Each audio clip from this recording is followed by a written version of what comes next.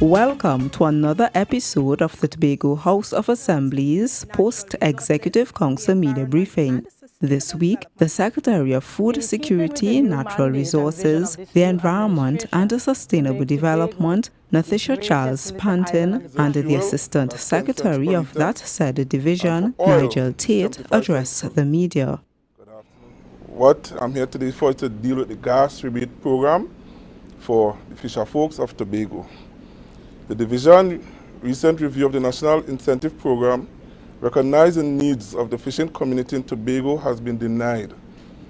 Henceforth, the resumption of payment of the gas rebate, spearheaded by the Tobago House of Assembly, will bring some satisfaction, which have been plaguing the fishing industry in Tobago. The Tobago House of Assembly gas rebate program has played an important role in the development of fishing sector in Trinidad and Tobago, and continues to make valuable impact to reduce the cost of production of fish. Therefore, the resumption of the gas rebate payments is indeed a step in the right direction by the Tobago House of Assembly. This will address some of the fundamental issues affecting the fishing industry, consumers, and stakeholders alike. It is critical at this time to reduce the constant escalating price of fish on the island of Tobago, which has drastically increased over the past 2 years. So, with the National Gas Rebate Program, the rebate will be for gasoline, you get 12 cents per litre. For diesel fuel, you'll have 10 cents per litre. And for oil, it's 75 cents per litre. The following is the criteria that needs to be met in order for a fisher to qualify for the incentives. You must be registered as a bona fide fisherman. Your vessel is required to be registered also, and you must have proof by the assign of the TFT record number or the TTO registration where applicable. Your engine is registered, complete quota card, gas receipts from a recognized fuel station by one. The authorizing signature stamp, name, contact number, and location of the gas service station in which you receive your fuel by. Given name of fisher as captured on national ID and fisherman ID. Proof of address as captured by utility bill in applicant's name or sworn affidavit from utility holder. Vessel record number. Quantity of fuel, which will be either gas or diesel or oil purchase, and the type of fuel, be it gas or diesel. The gas stations across the island of Tobago were formally engaged, and their role in the process reiterated as it relates to the criteria to meet with the issuing receipts, recording fuel and oil purchased by fisher folk.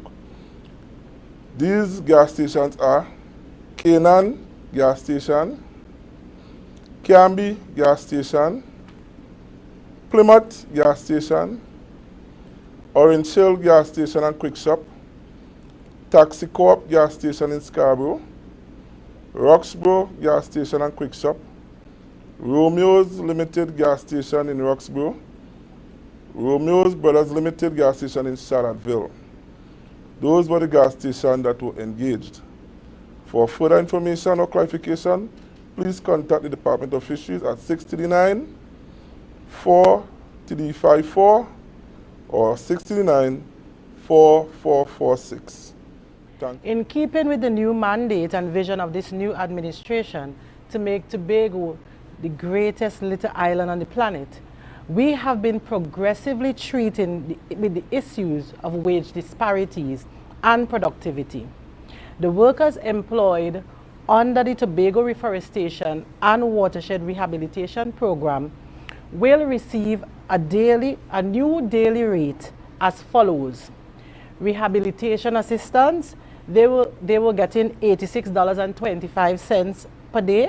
They will now be getting $120 per day. The tool operators, $126.50 per day. They will now get $146 a day. Rehabilitation supervisor, they were getting $143.75 per day. They will now get $165 per day. And this will take effect from July 2022. Currently, there are 247 workers currently employed under the following projects. The cocoa rehabilitation project at Lure. A committee has been set up to draft a comprehensive plan for the re-establishment, revitalization, and rehabilitation of the cocoa industry in Tobago. 2. For the agricultural stations in the Department of Agriculture, operational plans are being developed. The maintenance of agricultural access roads, there's a program in place for that. Under the Agricultural Access Roads program, they have workers being managed by the Project Implementation Unit. This program will not be closed. Currently, it is under review for realignment.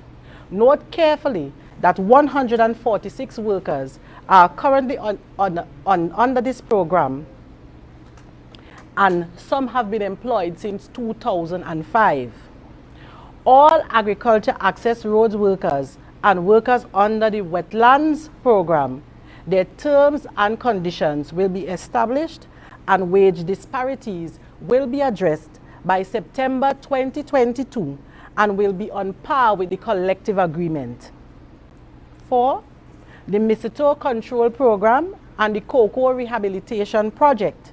The terms and conditions of employment were amended. All workers employed under these two programs are now on par with the collective agreement. So the cocoa supervisor used to get $202 per day. The new rate, $288 per day. The timekeeper, $189. They are now getting $271. Handyman, $181. They are now getting $244 per day. Estate workers, $173. They will now be getting $244 per day. Motor vehicle operator, $252. The wage will remain the same. And the laborer, $235. The wage will remain the same, on par with the collective agreement. The Mistletoe Control Program under forestry, Mistletoe supervisor, $202. They will now get $288. The trimmer, $181. They will now get $244 per day. Mistletoe worker, $173. They will now get $244 per day. Mistletoe timekeeper, $189. They will now get $271 per day. These rates were approved by the Executive Council in March. Therefore, workers will receive a retroactive payment for the period between April to June 2022. Workers will see an increase in their daily wage in July. As it relates to TADCO, and I know that everyone is concerned about the price of flour, TADCO would be supplying alternative flour in partnership with Novo Farms Limited by September 2022. The equipment is already in Tobago, and we should be processing flour at the packing house located in Shore Park. In terms of poultry, TADCO would be engaging poultry farmers on the island of Tobago. We would like all poultry farmers to engage TADCO for feed and chicks for free. For more information, please contact TADCO at 639-4017 or via email at tadcolimited@gmail.com. Let us continue to work together as we make Tobago the greatest little island on the planet. I just wanted to know from Mrs. Natasha Charles Panton, what is her view in terms of the increase in prices in terms of flour? And I know that you just made the announcement with respect to an alternative concerning flour, but how is the Tobago House of Assembly going forward with this, and will it be at a significant cost? Well, I welcome TADCO producing alternative flour in conjunction with Novo Farms Limited. The alternative flour is healthy anyway. It's more healthy than the current flour that people regularly use, right? The flour would be made out of cassava and dasheen, And of course, it would target, especially the low-income households. We all will be able to afford flour, so the alternative flour. So I welcome it. I know Tobago would welcome it. And of course, I've been using some of the alternative flour from the local producers already, and it's an excellent product. I've used flour made from even yam and plantain. So we could make flour from any local provision or vegetable. It seems it seems, because people are coming up with so many creative ways, making creative use of what we have on the island. Even breadfruit flour I've made roast bake with breadfruit flour, and it turned out to be excellent. I had bus up shot from breadfruit. Right? So I welcome it, and I know Tobagonians are looking for an alternative, and this is something that our grandparents and parents would have used, in our kitchens, and making flour from it. I know everyone will welcome it. Kenisha George of Newsday is asking if TADCO, as currently structured, whether or not TADCO, as currently structured, is capable of providing sufficient alternative flour at competitive prices for Trinidad and Tobago. My answer to that would be yes. Right? We recently engaged in an MOU, a Memorandum of Understanding, and the idea is to supply flour not only to Tobago, but throughout Trinidad and Tobago. Novo Farms, they are already ready in Trinidad, and in the month of July, they will be supplying flour to Trinidad. So TADCO would come on board, and of course the processing will be done in Tobago. So we are appealing to farmers to continue planting and up your supplies, because we want your cassava and dasheen to process alternative flour. A question again from Mrs. Charles Panton. I know there was a situation concerning workers at TADCO. Have their contracts been regularized at this time? Okay, so the board informed me of that issue, and I'll tell you something. When the board was appointed, there were no contracts in place, but the staff received letters of offers from the previous board. So they just followed through with the contracts. The contracts were 3-year contracts to end in the year 2023, right? Accurate information. So they were offered contracts following the letters of offers, right? So it's not a new contract or anything. It's just that they were never given contracts. They were given letters of offers, and the board kept their commitment by giving them the 3-year contracts to end in 2023. Any additional information that I'm seeing out there is just ridiculous, right? Accurate information, the chairman will also come to the media and make all the clarifications that are necessary. Thank you for staying with us for the Tobago House of Assembly's Post-Executive Council Media Briefing for the week ending June 25th, 2022.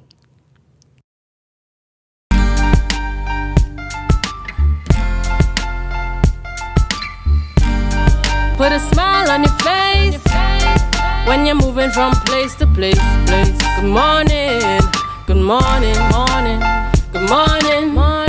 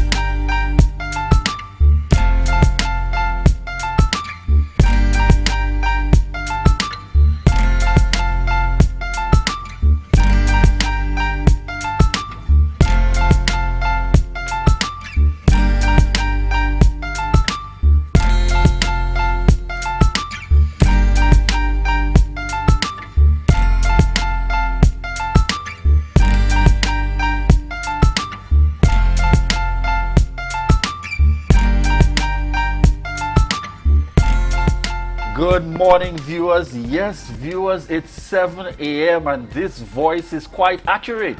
It's Julian Ski, viewers, and I'm back. Welcome to the Tobago Updates morning show, coming to you here live from the Port Mall in Scarborough as we continue to give God thanks for life. Really, it feels good to be back here. Yes, good morning, Tobago. Good morning, good morning. And this is the day that the Lord has made, and we will rejoice and be glad in it in spite of the inclement weather, approaching inclement weather. You know, God is still good. So be safe out there. Julian, it is good to have you back. Let me just say it's good to finally have you back. Okay? Rhea, I continue to give God thanks. And as you rightfully said, even with the challenges of the weather, one is still happy to be here at home. Yes, that's right. One is still very happy to be here at home this morning. And as I get started this morning, I want to, of course, take the opportunity to remember and to speak to most definitely Rhea. This morning, folks, as I return, I'm outfitted by Checkpoint, folks, and Checkpoint located in Upper Main Street in Scarborough. That's 639-5148. And Checkpoint this morning is responsible for this combination, Rhea, in terms of it's a floral kind of silver and black print in keeping with the graduation season. Definitely. For and 2022. This tops it off, Julian. This tops it off. And let me just put in a plug here for all those young men who are preparing for Scarborough Sex graduation dinner that's coming up next week, or for bishops or wherever it is whatever school you're from. This outfit here, I don't think the cameras are doing justice. I do not believe that the cameras are doing justice. But certainly. Yes, certainly indeed, Rhea. And I also have to thank, I would have been out for a bit at a conference, and so and happy, as I said, to be back here. As I said, one of the most nerve-wracking things at times would have been, oh my God, that COVID test to return home. Oh boy. And then you take the COVID test and then you're waiting and then you say, oh my God, the results to be able to return home. Lord. And then you dive into, based on the systems that exist out there, and you dive into your email. Yes. And your heart is beating and your heart is racing and you see a negative and you say, thank you, Jesus, I'm heading home. That's right. I am heading home safely. So this morning I also want to highlight as Classic Cuts by Akilan, located down there in Susulands. My barber responsible, and we want to highlight, of course, another in terms of supporting here. Classic Cuts by Akilan. Remember to check him out. Call for your appointment this morning. The combination of Classic Cuts and the Checkpoint has ensured that the return You're ready for grad. You're ready is for indeed grad. readiness for that graduation move for 2022. We're the weather situation here in Trinidad and Tobago. A very interesting one, a very uneasy, unsettling kind of situation that we're facing. We are now, my information is based on the recent update. We're at an orange level. Yes. In terms of the alert, and persons are being asked in the circumstances to put the necessary measures in place. Yeah. Critical at that now, folks, is for us to put the necessary measures in place, ensure that you have your relevant supplies and so on, as we prepare to take on, this is natural in terms of, we are not able to have control over it. But what we can do is basically make all efforts to prepare ourselves for what is coming. And, it's probably a good time to mention, parents, if you woke up, got your child ready because you haven't been paying attention. Primary schools, there's no school today. And similarly as well, only for, I think, persons engaged in the CSEC and CAPE examinations. In terms of heading out to school. In terms of heading out to school as well. Some parents of Scarborough Secondary School may have received an earlier report or earlier information indicating that the graduation exercise, which was scheduled for today, was postponed. That was the first bit of information going out to the several parent-teachers chats. However, within minutes, that information was changed and the graduation exercise is now on. Clearance has been given for the exercise to take place between 9 and 11 to ensure that persons get home safely, or the things that you need to do. So 9 to 11, and the students need to be at the location, which is the Shore Park Cultural Complex, by 7:30 this morning. 7:30. So if you're now getting this and you're living east, you're going to be late. You're not going to be late. You're late. And if you're living north side and you're now getting this information, you're late. Okay, so, yeah, 7:30. Yes, as I would like to say very tactfully, get moving and start praying to be able to get there. Viewers, we head on into our news in 90 seconds.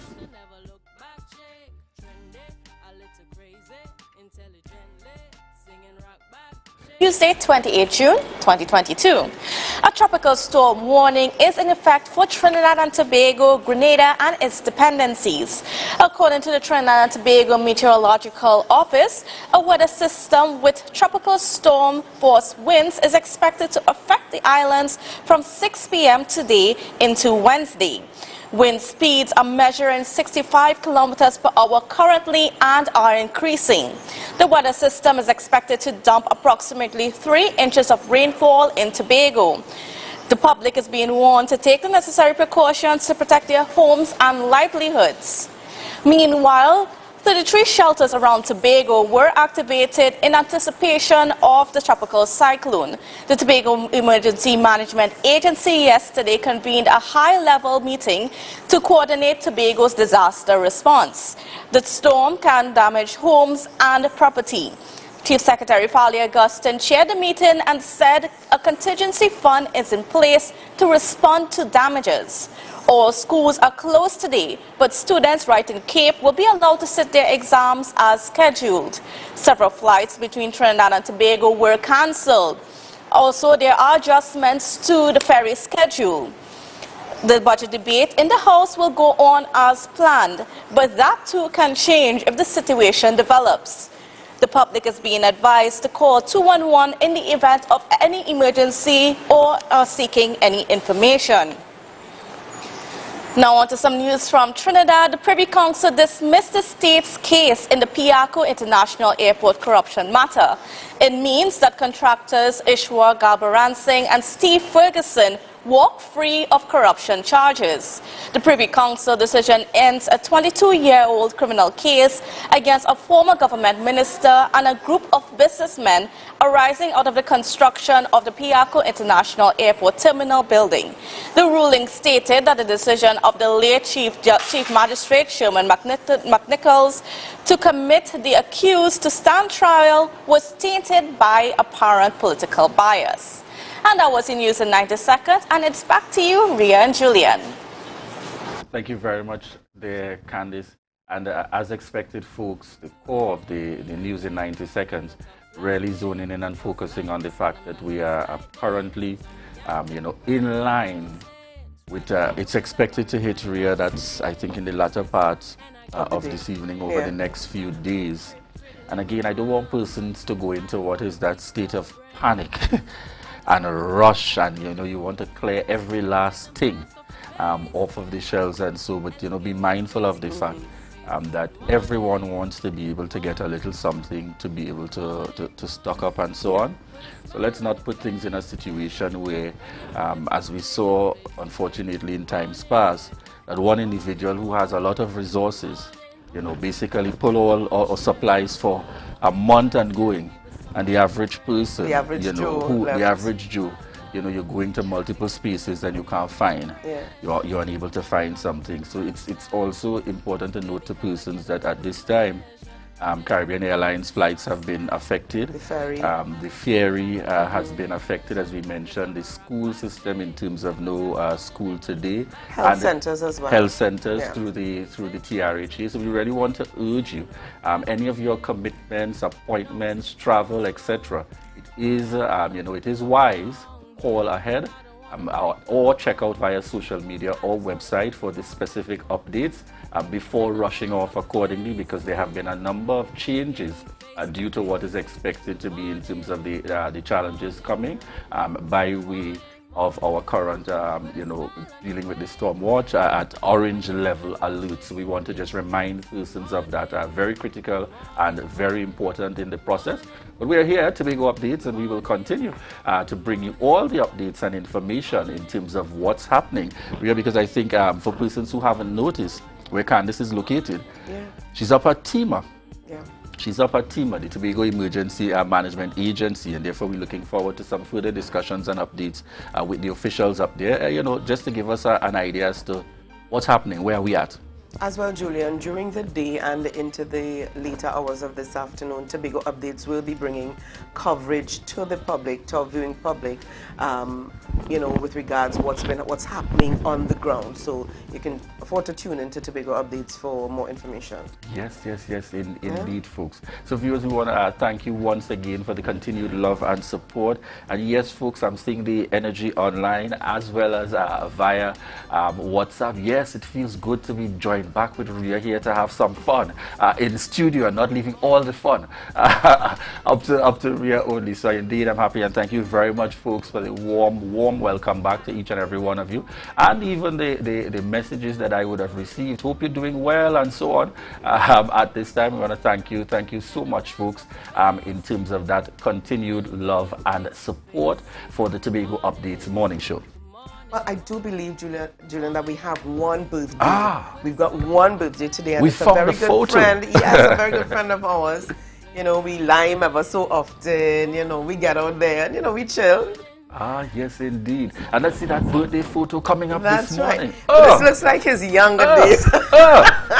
This is Mr. Ronald Wood. Yes. All right, and as some of you know him in his business private capacity and with the public utilities. Some of you know him through church. Some of you know him through his efforts and volunteer work. This is Ronald Woodman, a man well known out there, and we want to wish him a happy birthday. Happy birthday. Yes, and indeed, Ray, I feel that photo is one of those much younger days. Yes, one of his younger days. Yeah, I feel we have to hit him up, bring it up closer, another back in time, and he's probably on the job now, phone in hand, saying what is happening there. All about work, all about business. All right, so we want to wish you a happy birthday there, Ronald Wood, and try to wish you God's continued blessings. And even in the mix, I know he's going to celebrate, along with the family and everyone else. And his father recently reached a grand milestone. Yes. Ronald Woods, those are things to aim and to aspire for. That's in right. Jesus' name. All right. Those of you viewing us out there in Trinidad and Trinidad as well. Those of you viewing us out there in the region. Shout out to friends out there in Jamaica. All right, Denise, Roxanne, as well as Bethu, Georgia, and the entire team out there in Jamaica, and each and every one of you that also tune in to support the Tobago Updates morning show. Those of you joining us internationally, and I think we have got one in the mix as well. What's that? What I'm seeing here, we've got to say good morning to those viewers out there in Grenada, St. Vincent, and the Grenadines. Good morning going out to you guys. And I know I'm a bit late on this, but Grenada has also made some changes in terms of the recent outcome for their election. Shout out there to Eddie and Rhea and the entire grouping out there this morning. Thank you so much. Thank you so much to each and every one of you folks. And we want to continue to remind you, this is your opportunity to share the live. Share the live.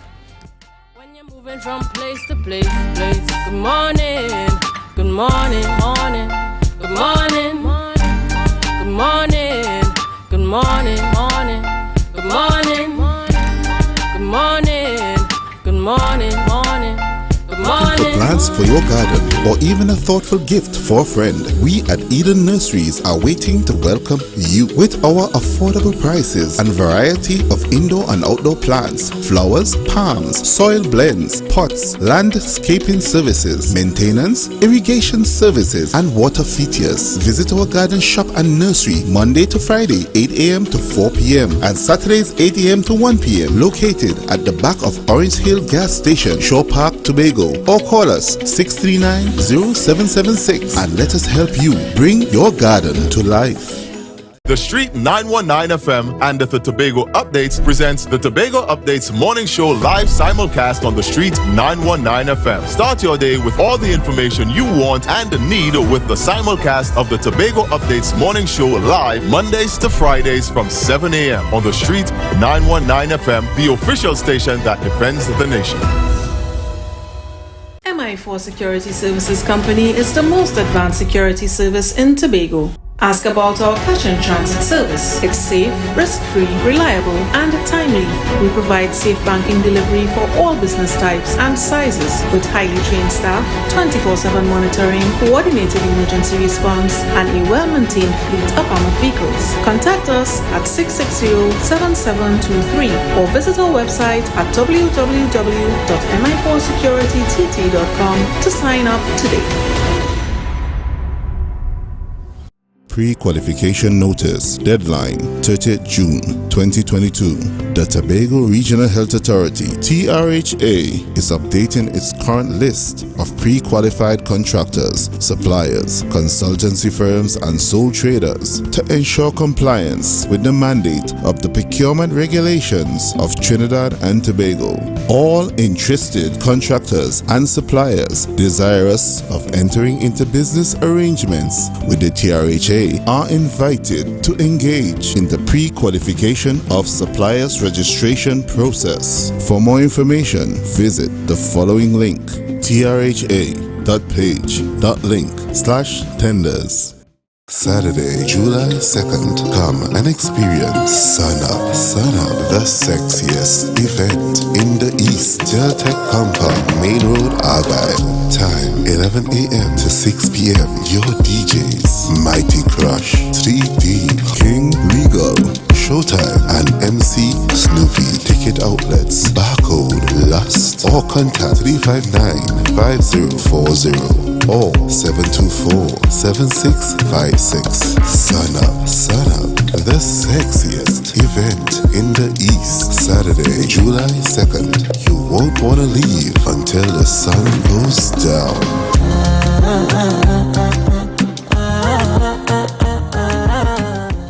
Tobago Glass Supplies has been a leading name for over 37 years in the glass and aluminum market in Tobago. We provide an extensive range of high-quality, innovative aluminum and glass products for commercial and residential use. Competitive prices with superior and professional services by committed employees who are guided by rigid quality standards. Tobago Glass Supplies specializes in the manufacture and installation of glass and aluminum products that are essential to today's homeowners and the business environment. We are engaged in marketing, sales, and installation of a variety of products. These ranges from windows and doors to necessities such as mirrors for homes and vehicles, designed and manufactured in-house or imported.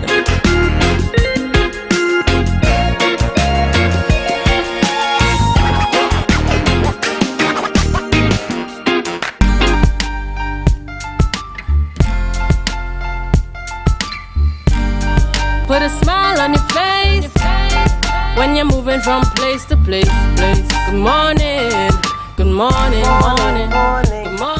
Welcome back this morning to the Tobago Updates Morning Show. Now this morning we're chatting with Mr. Brendan Gray, the president of the Trinidad and Tobago Association of Insurance and Financial Advisors. And this morning the focus is on the THA budget. We're going to get some more information. Good morning and welcome to you this morning, Mr. Gray. It's always a pleasure for you having me here. I am thrilled. First of all, I must say, as I continue saying, this young team that you have here is creating a fantastic importance to Tobago. Thank you very much for that. We really appreciate these sentiments. Now, let me ask you here. Now, the insurance industry, my question is, what part does the insurance industry play in the financial status or financial well-being of the country? Because you think of the financial aspect, but you think of the banks, you think of credit unions, you do not think of insurance agencies. That's right, and I want to probably it's an opportunity for me to correct that misconception. The insurance industry pumps close to $15 billion into the GDP of the country, and the government use the insurance funding sometimes to do their developmental programs. A lot of people are not aware of that part of our commitment and our drive. So we are part of the financial sector. As a matter of fact, in our company, the Answer McCall company, we have a financial sector which makes up of our merchant bank, our bank, and the insurance companies, which is Tatil Life and Tatil General. So it is we are part of the financial sector of the country. We are controlled by the central bank. So that gives you how finance is and how the insurance plays, what role the financial plays in the financial sector of the country. All right, and with regards the TTAIFA, how many agencies would you say makes up this organization? We have just about, in our membership, we have about 1,300 insurance agents, which the Trinidad and Tobago Insurance and the Trinidad and Tobago Association of Insurance and Financial Advisors, we work with. Educate them, keep them obviously educated, keep them knowledgeable in the fact of what they need to do, because we are controlled by an act of Parliament, which is the Insurance Act of 2018. And we have to comply with most of the rules, most of the terms, and we are, as again, it is run by the central bank, and we have to comply. And the insurance companies, not only the agents, but the companies have to comply with the rules and the interpretation of the Insurance Act, just like everyone else. Yeah. All right, so in a short while, Giselle Alexander is going to be joining us. Giselle is representing Guardian Holdings Limited. She's going to be joining us on set as we continue our discussion this month, because we want to get into, your position as an organization, your position on the THA budget presentation. But basically what it is that we are here to do is, our intent is to put on, have a panel discussion. Right. On the budget. So we bring the public into the discussion. The idea is that, yes, we were involved in the pre-planning, the pre-budgetary planning. We were called in as part of the financial sector. The banks were there. This is part of the pre-consultation. Pre-consultation, right. Yes. The banks were there, the UTC, the credit unions, and so on, with the business communities and so on. We were there to give some update as to what we think they should be involved in the planning, that pre-situation. So we felt that, look, rather than just these bodies come and give a view on the budget, what is the public's view? How is the public involved in this? If we're talking about good governance, we need to have the public involved.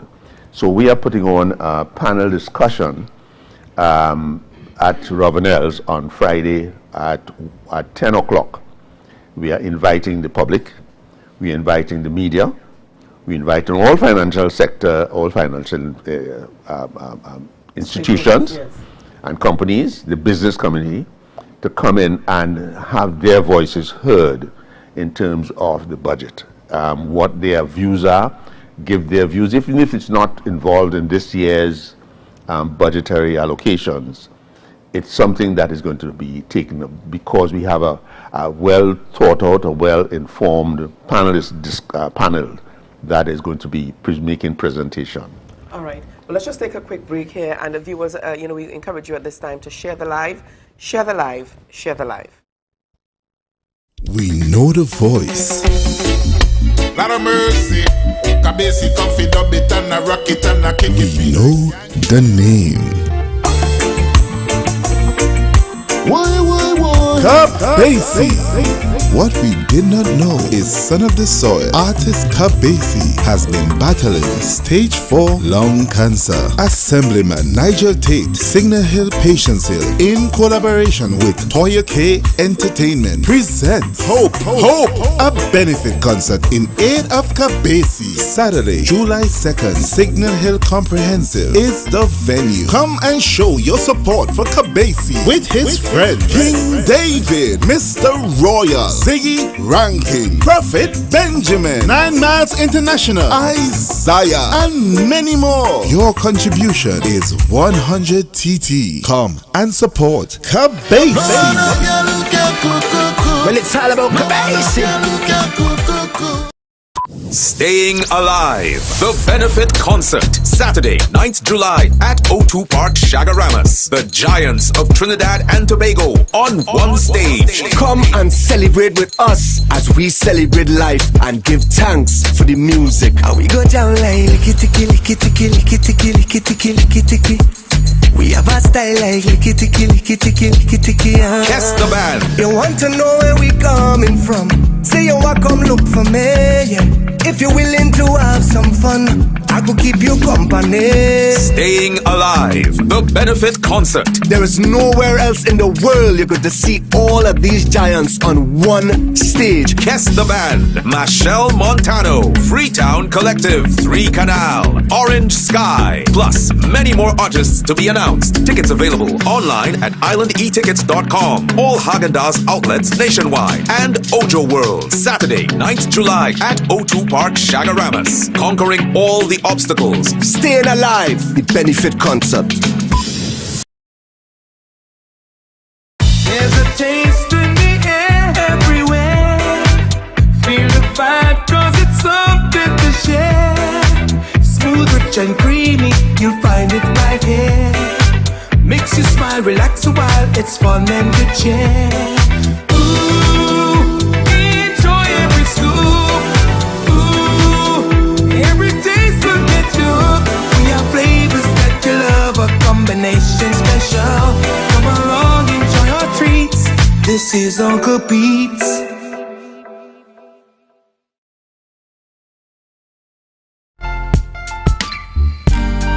Put a smile on your face when you're moving from place to place. Good morning, good morning, morning. Viewers, welcome back. Welcome back. We continue our discussion this morning with Mr. Brendan Gray, and joining us on set, we've got Giselle Alexander, and it's all about the Trinidad and Tobago Association of Insurance and Financial Advisors and the panel discussion that they are hosting. Giselle, good morning and welcome to you. Good morning. Good morning. It's really nice to have you join us this morning. We were chatting a little while ago with Mr. Gray, and we were talking about the part that the TTAIFA plays in financial matters, financial discussions within Trinidad and Tobago. And as I mentioned, there are a lot of times we forget insurance companies. We think of the banks and we think of the credit unions, but we don't ever think of insurance companies. But as we continue to focus on this panel discussion that you've got coming up, talk to us about the involvement. Before we get into the panelists that you would have on that day, tell us about the involvement of the public in general that you'd like to see for this event and why. So we are aiming at not just the general public, but we want to zone in as well on students. Particularly young people who are studying economics at A-levels, and even those at university, because many times we study at school and we feel that there's a disconnect between what we learn in school and the real world. So we want them to be a part of this discussion. Almost as the one has nothing to do with the other. Correct. School is school, and then the real world that's is the right. real world.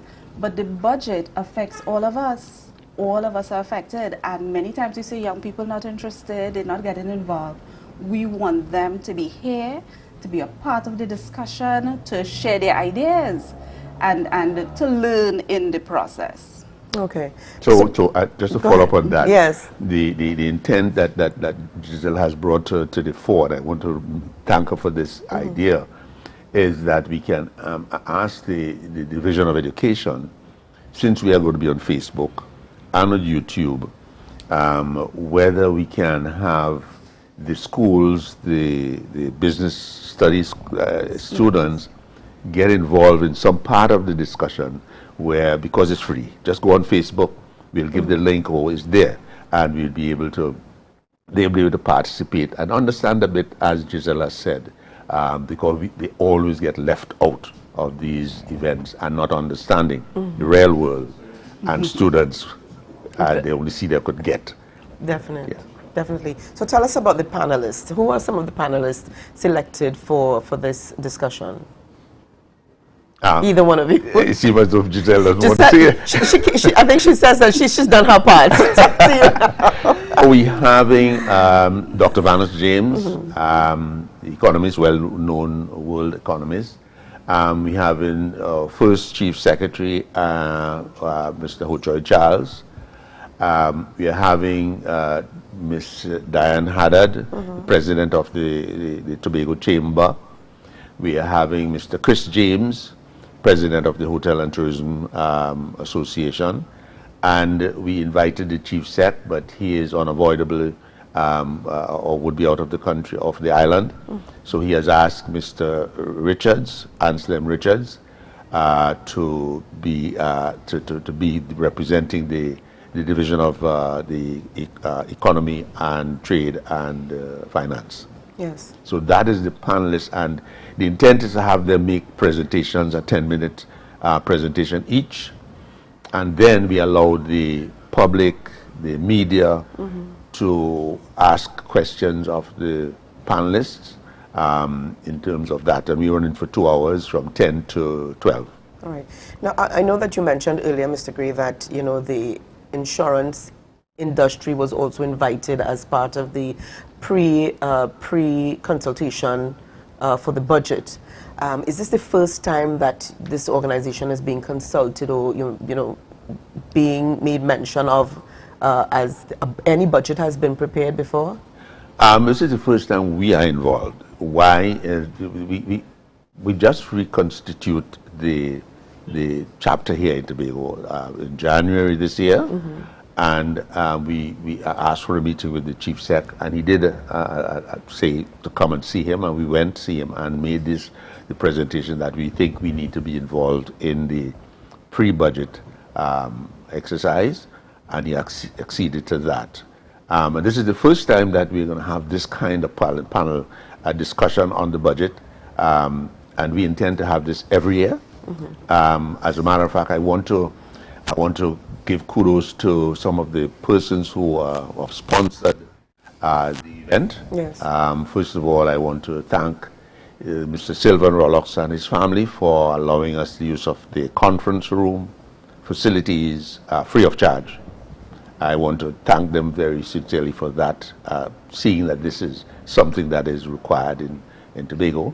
I want to thank Tatil Insurance for funding also, and they said that they will be doing this every year. They will participate in this every year. Once this exercise is being carried forward, they will participate every year.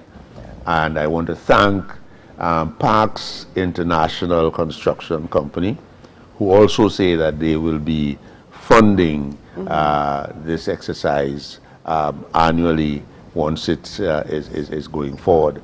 And also Tobago Update, who have identified that you would be participating in this every year and assist in the promulgation of it.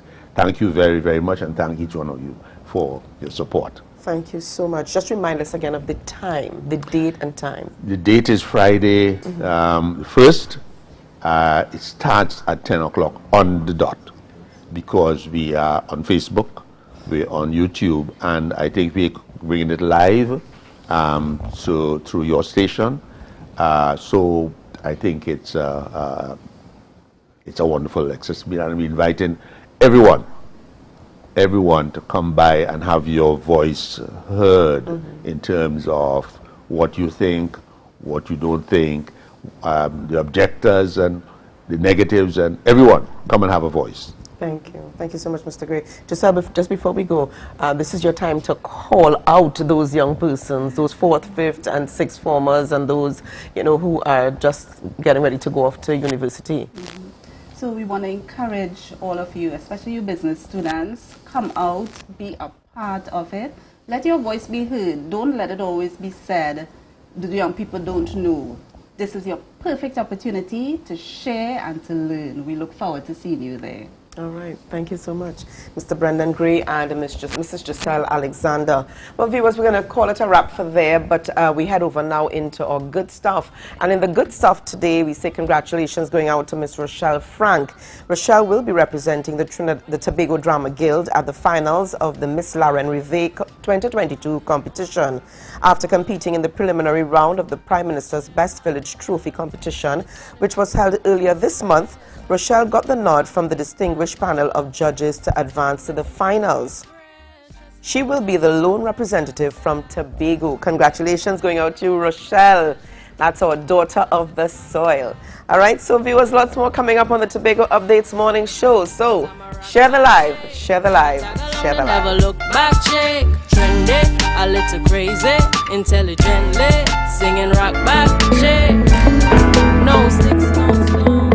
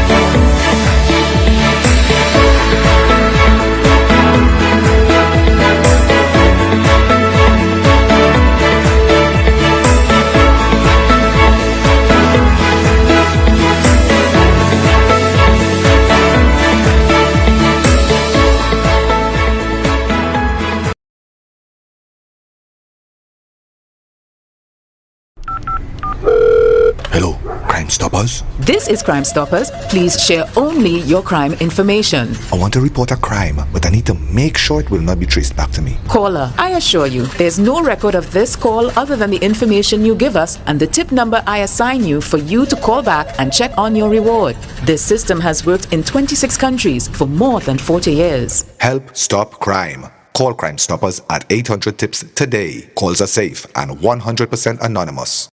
You can now get whatever you need whenever you need it anywhere in Tobago with Tobago. Your meals, medication, groceries, and shopping all delivered directly to you. No more hassle, no more stress. Get the Tobago app today on Google Play or Apple App Store. That's TAPPOGO and let us deliver to you. Check our website at www.tapogo.app or call the experts at 494-TOGO and 484-4746. Tobago. Relax. We will get it to you. Tobago's at your service. It's a different type of thing down there. And we party till we drop down there. With a lot of pretty girls down there. Down in Tobago.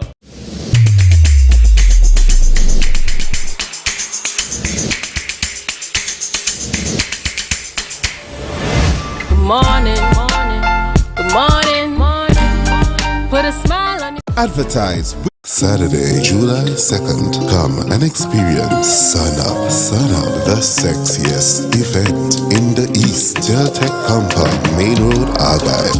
Time 11 a.m. to 6 p.m. Your DJs, Mighty Crush, 3D, King Regal, Showtime, and MC Snoopy. Ticket outlets, Barcode, Lust, or contact 359-5040 or 724-7656. Sun Up, the sexiest event in the East. Saturday, July 2nd. You won't want to leave until the sun goes down.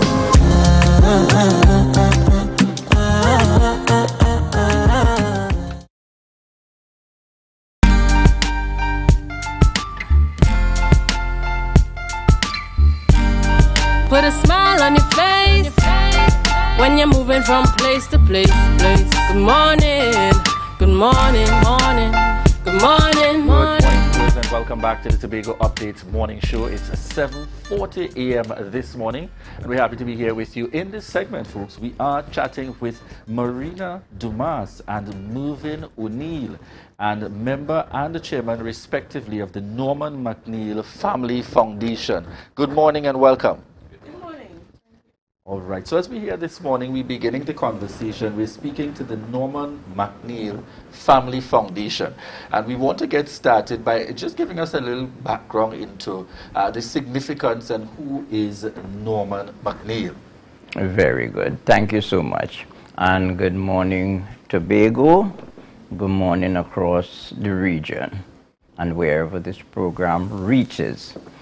On July 3rd, which is this coming Sunday at 10 o'clock in the morning, the Anglican Bishop Berkeley will be unveiling a plaque mounted at the Wim Anglican Church in honor of Norman McNeil, who at the time of his death was referred to here as the Venerable Norman McNeil. So now, who is Norman McNeil? Norman McNeil was born on July 3rd, 1821 on the Dunvegan estate which adjoins Wim. So he was born enslaved. In fact, he was one of the children slaves who was emancipated in 1834. Emancipation really ended effectively in 1838. The emancipation announcement was made by Britain in 1834. Now, significantly, in 1842, at the age of 21, Norman McNeil was made schoolmaster of the estate school in the Wim region. Note, this is 4 years after the official emancipation here in Tobago and across the Caribbean region. He remained a schoolmaster in the Wim region until his death in 1897. So, significantly, we must note the period in which he operated, 4 years outside of emancipation, as a schoolmaster. And he spent all of his life from age 21 until age 76, his death, teaching at the Wim Anglican School. In fact, the Wim Anglican School, originally there on the corner at Wim, was founded by him. Okay. And it would appear, based on my information, I'm also seeing at the time, the school would have been referred to as Wim, well, it would have been the Wim Estate. Correct. Now being associated with the primary school. I want you to tell me a little bit more there, Miss Marina Dumas, in relation to, I see that my information tells me he would have also been actively involved in the church and so on, Sunday school. Give us a little insight into his involvement from that perspective. Well, the thing is, because of his religion, he was, and because of his teaching abilities, you know, he became very involved in the Anglican Church in doing Sunday schools in both Scarborough and in Wim, teaching them there, and so it was interesting that at that time, someone who was born in slavery was able to do this, you know, because it is not normal. And recognizing that, we want to just pay tribute to him constantly, because his focus was really on teaching, you know, both within the church as well as outside of the church. Would you say that there's some sort of a connection? And I make this statement quite clearly because I am familiar with the Right Reverend Claude Berkeley from as early as when I was in Bishop's High School. And again, a man focused in terms of education and also contributing significantly at the level of the church. And you know, you're seeing some analogies there when I was doing my research, and similarly you being able to speak specifically to Norman McNeil. Is that something that is encouraged in terms of, you know, when one is a part of the church and you're elevating and you're doing good and you're making your contributions at that level, and you know, back then you're so well respected in the society that you also have an opportunity to play a very critical part in the education system, another career and a field that is very, you know, over the years would have been very well respected. Any connections there, then and now? Very, very definitely, and significantly so. We, the Norman McNeil family, who are now a legal entity here in the region, in Trinidad and Tobago and in the region, do recognize the great perception and contribution led by Bishop Berkeley in this respect. It was mainly due to his efforts, perception, and sense of history that we are now able to mount and unveil a plaque in honor of a man born a slave or born enslaved. And so we recognize and highly praise and warrant the effort of the Anglican Church led by Bishop Berkeley in this regard. Now, we want to say take it a bit further. The United Nations has announced the period 2014 to 2025 the decade for people of African descent. They have since advanced that beyond to what is now the Permanent Forum on People of African Descent. Now, here clearly is a connection between Tobago and people of African descent and the United Nations Declaration. We are aware of that 10-year declaration, but our own indicators suggest that not many people in Tobago and in the region are aware of this. To that effect, in the name of Norman McNeil, we, the McNeil family, have placed a document before the United Nations under the heading Gene Pool Modality, asking the United Nations to advance the cause what we call knowledge of self. Through information published by Dr. Susan Craig James, our own Tobago scholar, in a book called What Mean These Stones? That's where we discovered information, research on Norman McNeil, and we have now put a document before the United Nations asking that greater efforts be made in people finding out who we are. I will not go too much. You're giving us a sneak peek. Yeah, very much so. I want you to be able to make that connection. Such a significant individual contributions and recognizing the level of contribution over time. How important is it, would you say, for even younger persons to have an appreciation for this history, even as we move forward in these times? It is very important that we know where we come from. We know our history. So many of us don't, and so many of us we don't care to know. Just knowing that that Norman McNeil, our ancestor, was able to circumvent so many challenges and give so much to our society here in Tobago, makes us proud. Hopefully it will be an incentive for our younger ones, our younger family members, to just be proud of, to follow, and to, just follow in his footsteps.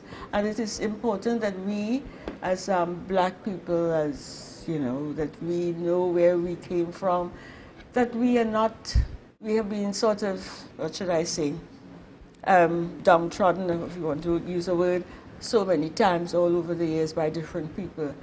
We need to be proud of our ancestry. We need to know where we came from, and know where we are going.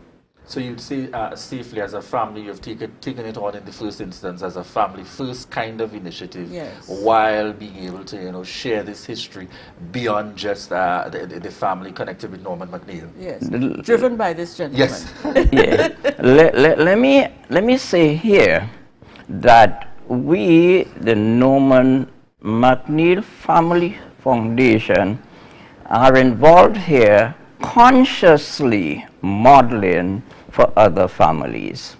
And we look forward to interacting with others using our model.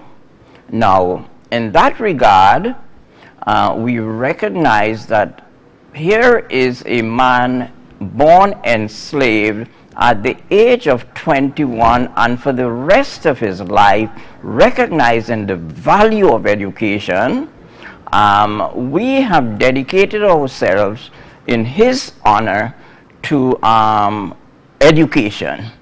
And we are going to be working with the WIM community as our focal point in developing this model. In fact, we have already, we recognize too that the value of preschool education. And we have already run a workshop for preschool teachers in preparation for the way forward. So what we are doing here, other than recognizing ourselves and praising our worth and value, we are also putting a model forward for other families in Tobago and the region. We are putting forward the WIM community as a model. And when I spoke of where we are with the United Nations, we are even putting Tobago forward in front of the United Nations. Here you are, you have designated a period of time and now continuous as a decade and now in perpetuity for people of African descent. Well, we are saying to the United Nations, let us talk. Definitely an opportunity there to ensure that there's a connection, so the message and the information and all this knowledge goes well beyond just a simple family conversation. Correct. But recognizing that greater contribution. I want you to share with the public coming up on Sunday. Give us a sense of time, remind us where it's going to be taking place, the time and so on. So there's also an opportunity for others who may be interested in actually witnessing this unveiling to be able to attend. It's an open event, correct? Yes. Yes. Excellent. So just remind us of the details again, where it's going to be taking place, the time, and so on, so persons know where to come to. It's going to be at the WIM Anglican Church, and the time is 10 a.m. It's the unveiling is going to be quite historic, not only for us, the family, but for the WIM community, because I understand that they are pretty proud that a member of their, not congregation, but of their village is being recognized in this way. Right then, excellent. As we look to wrap this morning, any closing words? I will re-emphasize two things. The fact that we are modeling, meaning that we are open to any and everyone. We recognize too that we have in a way placed Tobago out front in this regard before the United Nations. We are in touch, in fact, with our United Nations representative in Trinidad and Tobago, and they, recognizing the value of Norman McNeil, have done a podcast that is uploaded to the United Nations platform. And the link is available. There is a lot of information that will come out. We recognize this as an evolving affair. Yes. Thank you so much there indeed. And we invite you and encourage you folks. It's the Norman McNeil Family Foundation, and taking place this Sunday on July 3rd. The ceremony of the unveiling of the plaque at the WIM Church will be held, and the Right Reverend Claude Berkeley has kindly agreed to do the honors. So we invite you, in terms of those of you in WIM and environs, feel free to head on out and join the family for this very significant moment, recognizing the outstanding contribution of one of our very own, that has done his part in his time, and really significant that for us to understand and to appreciate our history. Once again, thank you very much to Marina Dumas, a member, and Mervyn O'Neill, chairman of the Norman McNeil Family Foundation. All right, viewers, so at this time, we head on into this segment that looks at this day in history, this image. We're going to this photo, sending you back there just a bit. What part of Tobago is this? Tobago back in the day. Tobago back in the day. I'm wondering, I'm seeing that's the coconut trees there. On the side, I'm seeking some assistance there from those on set. So therefore, viewers, this is your opportunity to join us on the live, with information. All right. At this point, viewers, we head on into Tobago Notes.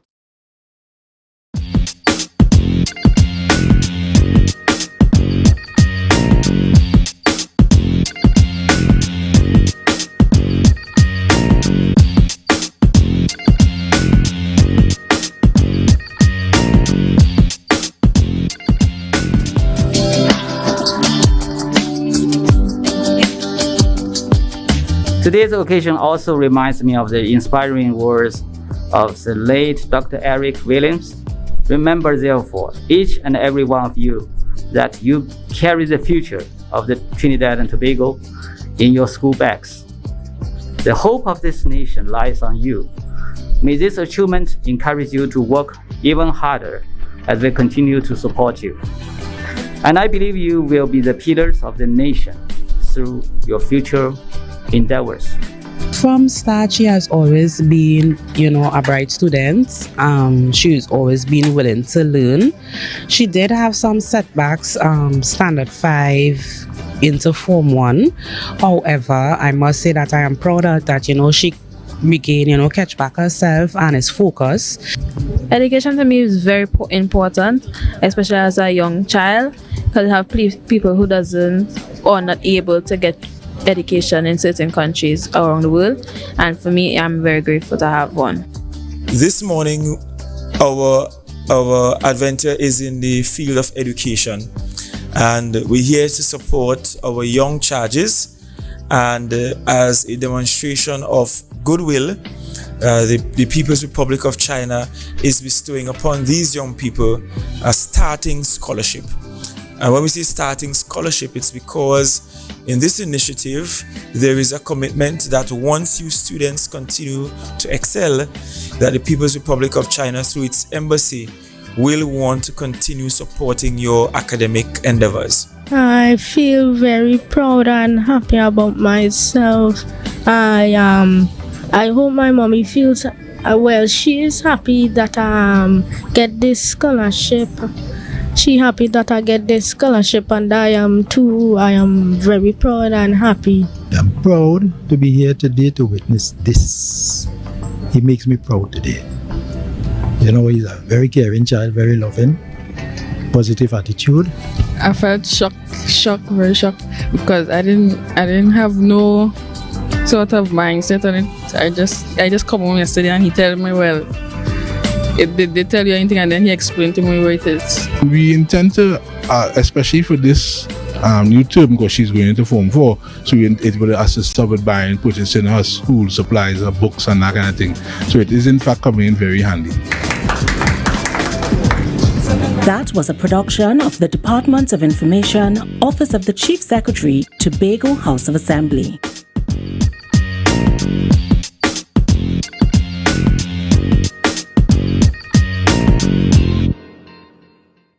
Yes, viewers, welcome back to the Tobago Updates morning shows. We are in this final segment here this morning. Viewers, we want to remind you that the graduation ceremony set for today's Scarborough Secondary School. And yes, I sit here as well as a proud alumni of Scarborough Secondary School. Indeed, the graduation ceremony is on.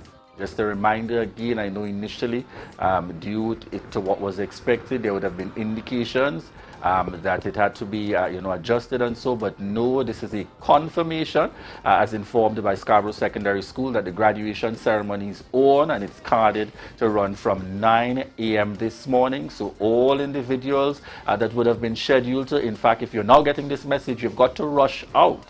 You've got to rush out and to head on down. The graduation is on. We also want to give you a gentle reminder, each of you joining us here. Yes, we are currently at orange level alert, and we're anticipating in terms of the tropical storm. The weather pattern is intended to change later on into today and into the coming days, and we want to remind you to ensure that you have the necessaries and the basics in the event of any situations or circumstances. But as per usual, we continue to pray for the very best and ensure that you do your part to keep safe in these times. We will continue to keep you updated here from Tobago Updates, because following we head on into Good Morning Tobago with Candice, and she's located out there at Tima. So you're going to get some highlights and specifics with the happenings as we continue to track and to provide you with information heading on into GMT and throughout the day.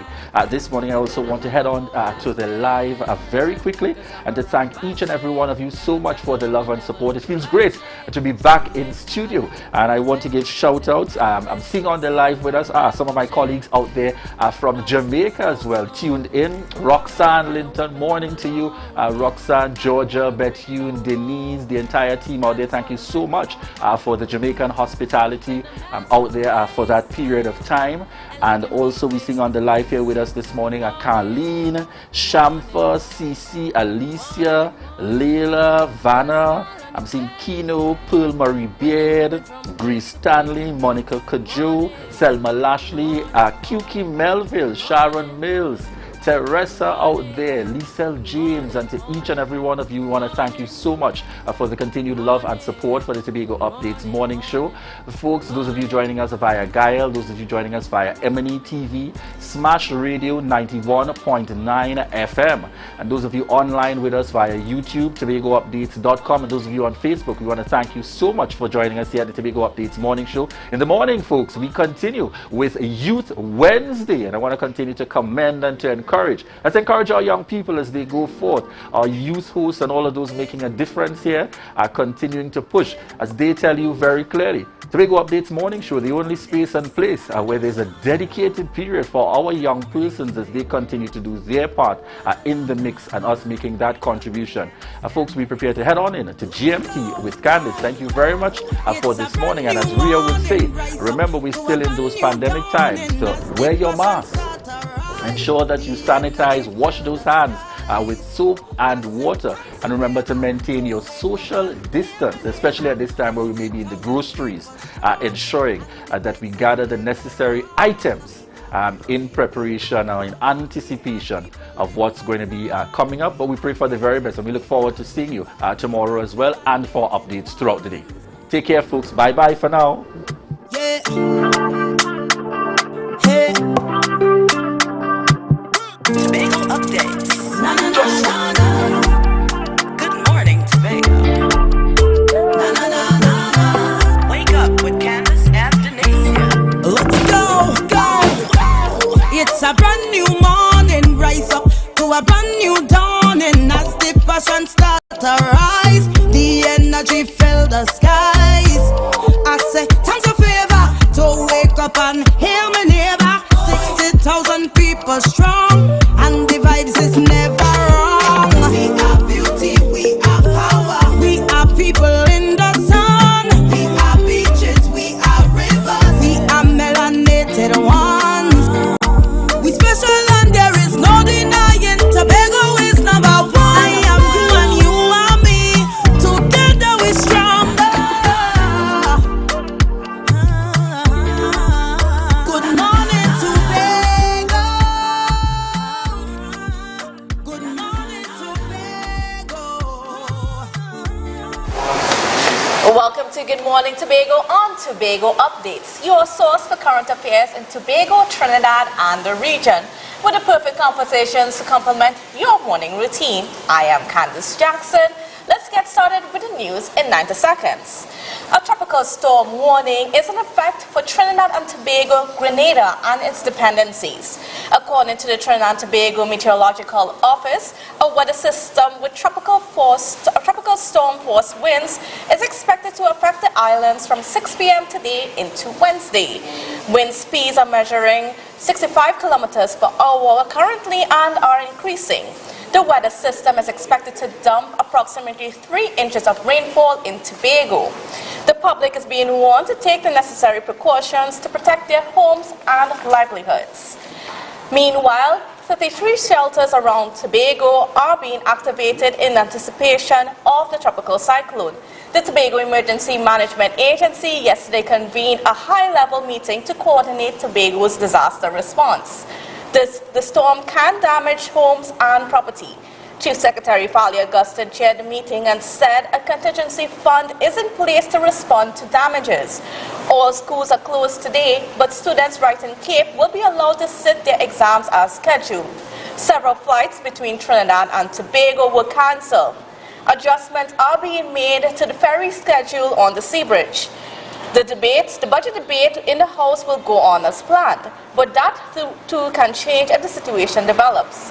The public is advised to call 211 in the event of any emergency or they are seeking information. Meanwhile, from Trinidad, the Privy Council dismissed the state's case in the Piaco International Airport corruption matter.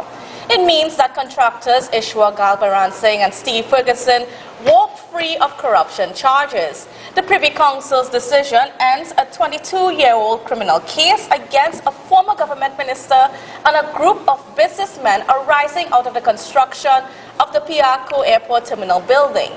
The ruling stated that the decision of the late Chief Magistrate Sherman McNichols to commit the accused to stand trial was tainted by apparent political bias. And that was the news in 90 seconds.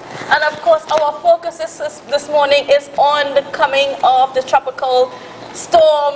You know, it's early in the hurricane season and we are already being faced with a storm. And of course, to tell us a little bit more about what's happening out there, we have the Director of TEMA, Mr. Alan Stewart. Good morning and welcome to you, sir. Good morning, Candice. It's a pleasure to be here under these circumstances. Being in this seat, it could be very challenging, but nevertheless, we are happy to be able to provide a service to the people of Tobago continuously under these circumstances. And of course, you're someone who has been very, very influential and very pioneering where disaster management has been concerned. Well, certainly, fate will have it. As I normally tell people, it seems as though I discover, seemingly I was born for this. I was born on the 13th of October. That is the day that the world celebrates World Disaster Day. So when I look at it, I say, wow, probably that's my calling. But nevertheless, the experience is very needed in the sense that, we have been down this path. It's not our first rodeo. And this assurance needs to be given to the public in the sense that, we have done this already. For some, it will be a very trying time, yes. But I want to give the assurance that being down this road already, we know what are the protocols, we know exactly what needs to be done, and we just need to do what we are doing. In other words, feeding the information, passing information to the general public that they could understand exactly what are the risks, what are the hazards available to them, what are the steps, the next steps to be taken, things like that. So I hope that this morning's discussion will allow for the dissemination of that type of information. And we are going to get started with what's been happening with the tropical storm. So I know overnight certain things would have changed. So I just wanted to bring the public up to date on what's the latest information. The latest information that we have, currently, just as we began our discussion on the set, we had Teal, one of the U.S. Air Force aircraft's reconnaissance flights is in effect right now, trying to find a center of circulation. That has not been possible throughout, and it has caused a lot of challenges for the forecasting at many different levels. Nevertheless, they continue to do it as we speak. So they left Barbados early this morning, and they are conducting that reconnaissance flights, going, making those turns in and out of the system to find that center of circulation. Now, what is the relevance of that? It means, therefore, once that is found, you are able to do the forecast. Models can shift a little bit. You are able to now to know exactly where it will go. You will understand the degrees as to what exactly you are expecting the models to take it up and move it critically in terms of what they are seeing. These flights really are the game changer in terms of how the information and will project. But the funny thing about it is that we form part of the archipelago of islands. Yes. So they have a very small window of opportunity in order to get this right. Otherwise, it will make no sense until it gets into the Caribbean Sea. So that is where we are. We understand that it's located about 425 miles east of Trinidad. That is the latest information that we got early this morning, but they are still trying to find that access. Right. So if there is no eye per se forming and no circulation forming, what can we expect? Well, the fact of the matter, the aircrafts, both flights yesterday and this morning have confirmed that their wind gusts up to 40 miles per hour. 39 miles per hour is your given. I mean, the body can't tell the difference between 39 miles per hour winds and 40 miles per hour winds. All right, so what you have is a situation where we will be experiencing winds of tropical storm strength. That's the reality. 40 miles per hour up to 73 miles per hour, you have storm strength winds. So we'll have a weak storms passing through the island, hopefully later on tonight into into tomorrow morning. That is what is forecast. And that wind speed means that there is definitely going to be some damage to buildings and homes and properties around Tobago. Yeah, one of the things, I looked at one of the models last night, and one of the things you're picking up is that my concern is more or less those on the Atlantic side. Villages like Lambo,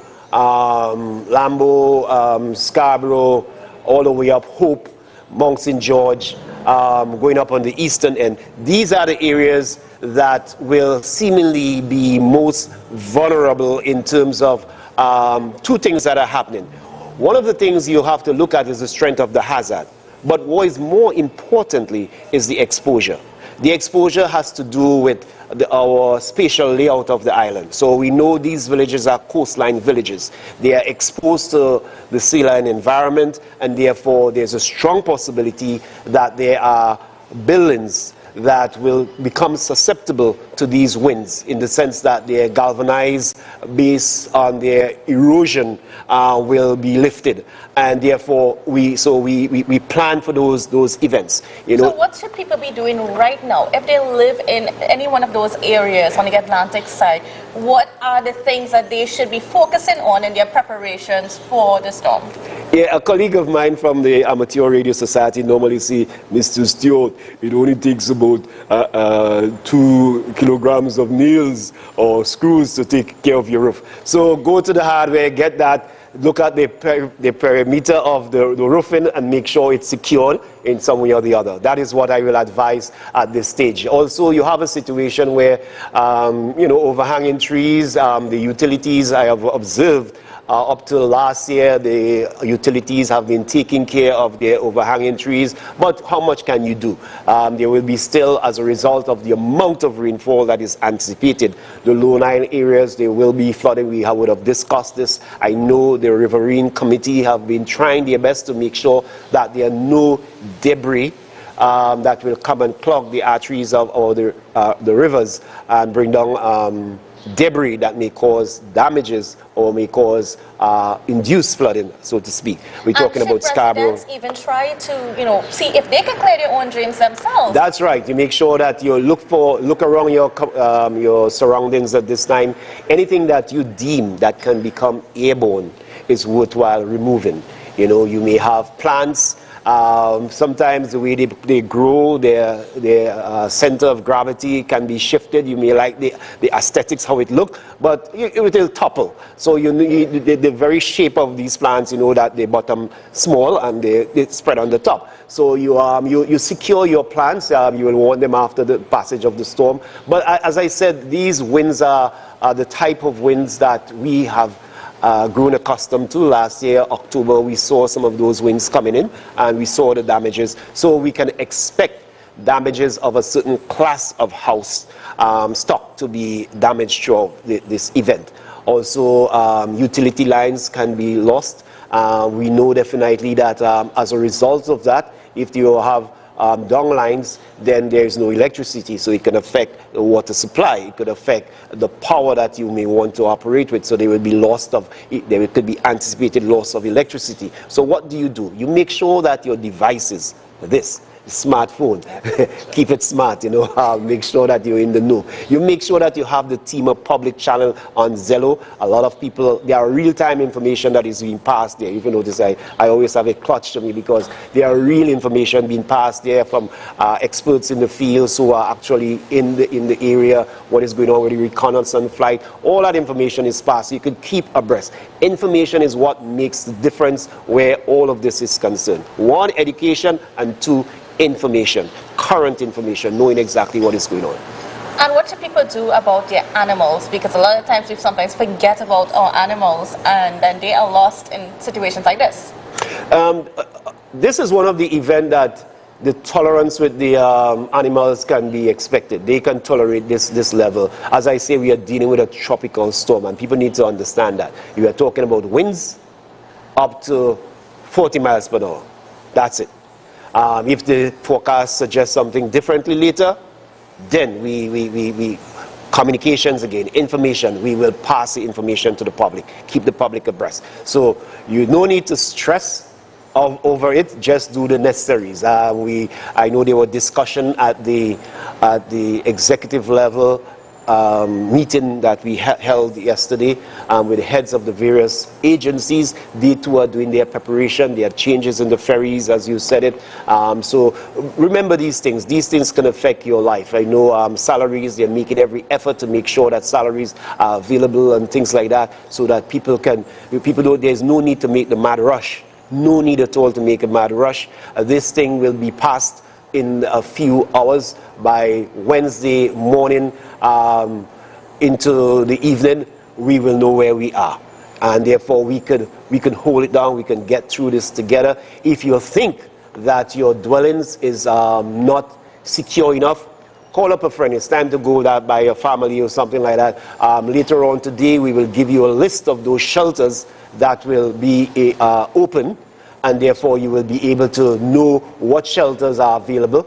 I know a lot of work that went into the shelter management. We have secured almost, I see there is a question. I think there's a message, and there's some breaking information. Yeah, That, Met Services advisory of wind speed increase to start may change. Yeah, so that is one of the things that I saw in that and I probably need to mention it, that we observe. I think I showed it, utilizing the radar earlier on this morning, that we are seeing conditions. This thing is moving faster. I did not mention it, but it is now, we have been told in the earlier previous messages that we was moving at around 17 miles per hour. Now it has picked up to 23 miles per hour. It means that we now have to do the calculation with 400 and something plus miles to the east of Trinidad. We now have to do the necessaries. I have already seen evidence of that from the radar of these early bands moving across, coming closer to Trinidad. So Trinidad will be experiencing overcast conditions even as we speak, especially on the southeastern side of the island. And then we'll see the same thing happening for Tobago very early in the mid-morning going forward. Somewhere between 10, 11 o'clock to 12 o'clock, we will see cloudy conditions, pockets of heavy rains, and these are the things that, these will be the features going forward until later tonight. The access, or once they identify it, will pass over the island later into tonight, into tomorrow morning. So the system, the effects of the system should be felt into the afternoon tomorrow. When you talk about the effects, I'm looking at more of the wider hazards. So you have the winds, which is one feature of it. Right. Good. So that happens very early as the access. One of the things we learned is that based on the information that we have, that storm-like winds, these winds that we talk about are 40 miles per hour, has been extended to 60 miles. So let us suppose this thing will pass into the north of Trinidad. Say, for example, from Balandra down to Icacos, that is just about 60-something miles in terms of a radius. To 4 or 5 miles north of Tobago, from that same position, that is 60 miles. So between the bottom of Trinidad and just 5 miles off Tobago, that is about 120 miles in terms of a diameter. Okay, so you use those judgment behind the scenes, and you can know exactly where are the villages that's going to be impacted and who are going to receive the stronger winds, and you use that intelligence behind the scenes to make your planning and do the necessary so you could effectively deal with the system. And I said those, there are certain classes of houses. The word classes may not sound politically correct, but we are talking about in a professional way, grades of houses. Yes. You will have sometimes the wooden shacks or those buildings that are exposed to the coastline areas and have been seen evidence of erosion on their sheeting. They will lose their roofings. That goes without saying. That is exactly what will happen. So if someone experiences any sort of problem, any sort of damage, their roof coming off, or homes being damaged or whatnot, what is the first thing that they should do? Seek shelter make sure that you find a safe area to eat. So at this stage, you need to examine your homestead. You need to do the examination and make a determination whether you think if every regular day when we have winds, you hear those galvanized flapping in storm conditions, they are going to lift. Good. Right. So what do? You seek shelter, as I indicated earlier on. You can do that either by family members, just for the passage of the night, make sure that you're safe. And the more important thing is communicating early. Some people wait until they see relief taking place in their community, then before they want to make a report. Make your report early. If there are damages, you call 211. If you can't get on to TEMA, our lines will be very busy. I know what 400 and something reports feels like. I know what 600 and something reports feels like. I know that from 2004. And therefore, the phones just go non-stop. But there's somebody always listening, and 211 is designed to take those volumes and they make those calls. We also accept people walking into the Emergency Operations Center and making a report post of the event as well. So these are things, these are situations that the public need to know. As again, keep abreast, keep listening to go to our Facebook page, keep abreast with your media contacts, also these websites. Make sure that you visit them. There are updates. The Met Services website, the ODPM and TEMA, they have a lot of information sharing that you need to arm yourself with. And again, I always tell people, be in the know. Make sure that you have your TEMA virtual vision. Make sure that you have your Zello channel on your device at this stage. These are the early times that you want information that could influence your life. You know what is going on. There are a lot of changes taking place, as you know, with the ferry services. These information are passed. If you just want to settle for the conventional news, fine, no problem. But if you want to be in the know, like what is going on, that's the way. Even though you guys, I know you monitor and you pick up some of these traffic, you know. So that's it, you know, in terms of what we can do and what we're going to do and how we're going to handle things going forward. I must mention that coming out of the meeting yesterday, the Water and Sewage Authority, TNTech, they have been doing their work. They have advised late yesterday evening that we do water conservation, that we make sure that if you don't have to wash that heavy bulk of load of clothes, don't do it. Don't do it with your the reservoir water that you have in your cistern at this time. Wait until water is back on the line, then you can do your heavy washing. Things like that, you have to handle it very smart. Another thing we are talking about is the tail of the event with the amount of hazards. We talk about the winds. There's also the rainfall. A large amount of rainfall will be falling. More than 3 inches? Yeah, more than 3 inches of rain. Some say it can go up to 6. Some modelers are saying, some pundits are saying it can go up to 6 inches of rainfall. That's a lot of rain, people. That's a lot of rain. 50 inches of rainfall.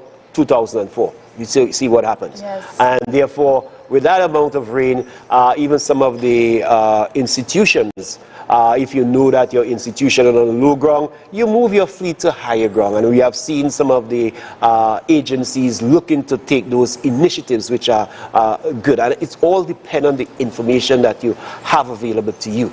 You know, you can move your area. So it's good time to pick up some sand, some load of sand, and make your sandbag if you know that your fence lock with your land or you're downstairs, you are downstairs. You may want to look at your doors, make sure that you barricade them in such a way that flood waters don't get into your dwellings. So these are things, if you know that you cannot prevent it, then you move the articles to higher ground, things like that. You protect your information, ensure that your devices, your smartphone, your laptop remain fully charged, you know, ensure that these things are up to the maximum, because the post of the event is when the event really begins. All right. So folks, I mean, here you have a lot of information, but the most important thing is to not panic. And I mean, we say not to panic because TEMA has been doing this for a while, and yeah, they've been really good in terms of responding to problems, and of course, you know, check in with your community members. It's always important in certain communities to make sure that you guys also have your response mechanisms. Yeah, in place. probably I could speak about CERT 1000 Strong. You know, we have been gaming this thing for some time now. Since last year, October, we launched the CERT 1000 Strong program. Registrants, we started the training. We can't train everybody one time, but the their foot soldiers out there. There are over 665 registrants. You know, if things go really, really bad, those will be released on the community in terms of assistance and ensuring that we help to move the tree that is blocking the roadway, things like that. So you have these volunteers that are willing to bring their services to the community, and which is a very good thing. So in each of these communities, you may have over roughly 10 persons in the community. They know who they are, and you know, my grandmother always told me that beg water can just don't boil cattle skin. So, you know, that's the thing about volunteerism. Yeah, a person may get up this morning and you see me, I ain't going out there, you know, this is what I've called for bed, you know, that kind of thing. So that's the thing. But again, we have the first responders. You know, we have got this kind of commitment from the Trinidad and Tobago Fire Service, the Trinidad and Tobago Police Service, the Trinidad and Tobago Defense Force, CERT, the Thames. They are willing and they are ready to respond to based on the resources that they have available to them. And the other thing is the national commitment. There's a national disaster management system. If the resources of the Tobago House of Assembly is exceeded, then we call on the national body. And if this thing affects both Trinidad and Tobago, more so Trinidad, and it stalls things. This is where CDMA comes in. So they are monitoring. We are in communication with these different agencies at different levels. The DMUs, myself and Jerry David, we speak from time to time, and therefore they will rally to our assistance or vice versa. That's the way the thing will move. Okay, so I mean, like I said, you have a whole lot of information there. Don't hesitate to check out TEMA's page. Don't hesitate to check out the websites. Remember, if you need anything, call 211. Simple. Exactly. Anything, whether it be police, whatever types of emergency, just call 211 and they will direct you to the relevant persons. They will make the necessary connections for you. And of course, make sure you, at this point in time, you should be checking on your homes. Just making sure everything is okay. And of course, I mean, I guess people can call 211 if they need assistance in terms of getting their homes prepared, or was that? Those are personal actions that one needs to take on their part in terms of rallying your troops around you. But the state resources will not come to your aid unless you are a special need in a particular situation. But definitely, we would have advised, don't overburden the system. You know, yesterday I got a weird call. I got a call about a gas leak. You know, things like that happens. You know, you have people that may call the system. So, you know, the gentleman was very, very cordial. Also, you're able to discuss how we can move with such situation. But don't burden the system. You know, things that you can get done for yourself. Self-sufficiency is always the best way. We talk about the family plan. We have been preaching that for years. You know, people, they're not on that. So you talk about panic. I don't see panic. I see people being really, I don't want to use those words, and maybe not political correct, but we're very relaxed. And therefore, the only panic comes when people are without information, and on the last minute, they try to do last minute shopping. All right. So like Christmas, you know. don't do it last minute. So use the time today wisely to prepare. In the meantime, the Scarborough SEG graduation will happen at 9 a.m. this morning. I know there were some complications, or there was some back and forth as to whether or not the graduation will happen this morning. But yes, it will happen this morning, and they are trying to get it wrapped up by 11:30. But at least the students will still have their graduation as planned.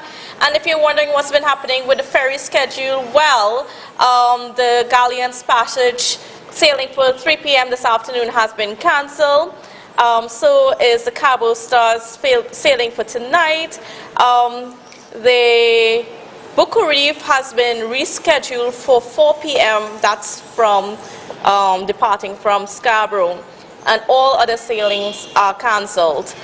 So just be aware, just be mindful of those things. Of course, we have a number of flights this afternoon to this evening that are also cancelled. So just be checking the relevant websites. Please do not take information from unverified source.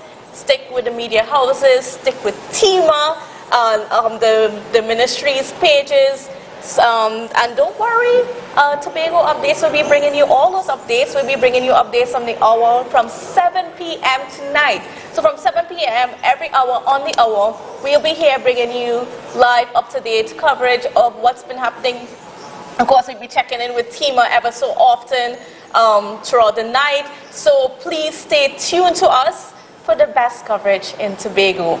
All right, folks, so thank you so much for joining us on the Tobago Updates show and for Good Morning Tobago. It's been wonderful to be with you guys. Be safe. Of course, be very, very safe out there. Make sure you take your necessary precautions. And we'll see you again. Well, we'll see you on the show tomorrow, but stay tuned with us tonight from 7 p.m. We'll see myself and others. I'll be bringing you those live updates on Tobago Updates.